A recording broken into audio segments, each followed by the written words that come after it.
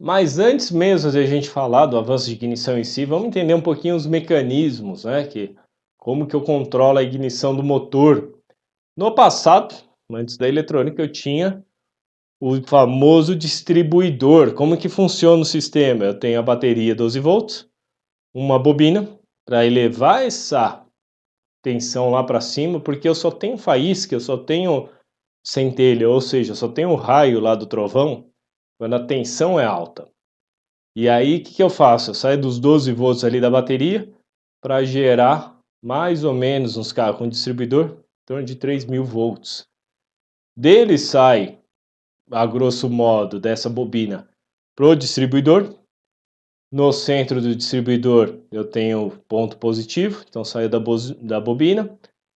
E no distribuidor tem tipo um cachimbinho. Esse distribuidor ele roda junto com o virabrequim, na mesma rotação do comando de válvulas. Então quando chega no ponto de dar a ignição do primeiro cilindro a parte da frente do motor, ele passa num terminalzinho e esse terminalzinho está conectado à vela e vai dar a faísca lá dentro do cilindro. Então a tensão positiva sai por aqui, bloco é negativo, dá a faísca.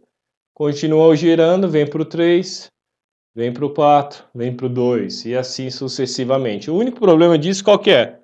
Não tem variação, não tem como controlar. Então no passado, lá nos primórdios, eu era obrigado a botar num ponto de ignição, eu regulava isso aí inicialmente, deixava travado. Os últimos carros carburadores, com carburador ele tinha tanto sistema que variava a posição do distribuidor por rotação, então tinha um sistema de molepezinho que variava a rotação do distribuidor, a posição dele em relação à rotação do motor, mas pelo vácuo do motor. E aí, por exemplo, em rotação mais alta, precisar de mais avanço, ele mudava a posição. Se eu tivesse só na casquinha gerando muito vácuo, mais avanço ainda. Tudo mecanicamente, aí que era o famoso raiz, né, de engenheiro mecânico raiz para dimensionar isso tudo. Hoje com a eletrônica fica mais fácil, né?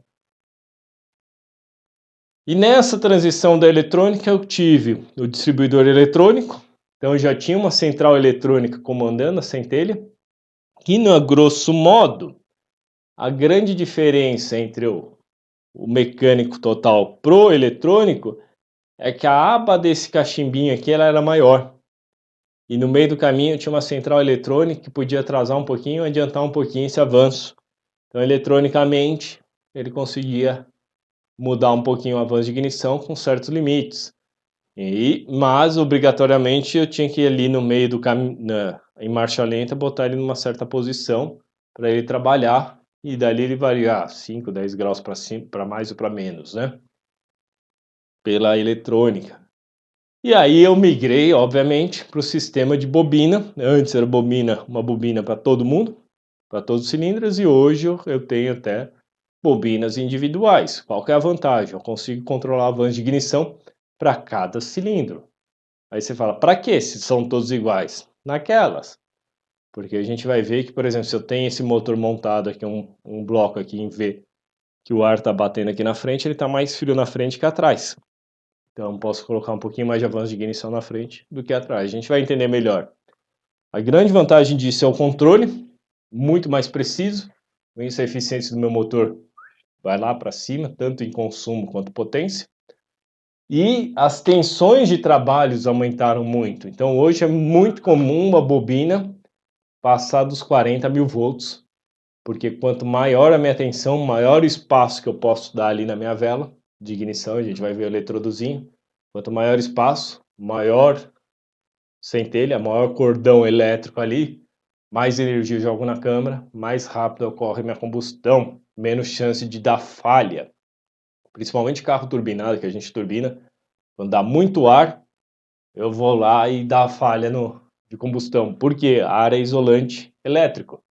Então, quanto mais denso tiver ali, mais difícil dar centelha. Então, se eu estou com excesso de ar lá dentro, né? Não excesso de ar, mas tô empurrando o ar lá para dentro, o motor que eu turbinei, fica tão denso de ar, e aquilo ali para a centelha ocorrer é mais difícil. E às vezes você está acelerando o carro, quando vem pressão mesmo ele falha, porque a bobina não dá conta.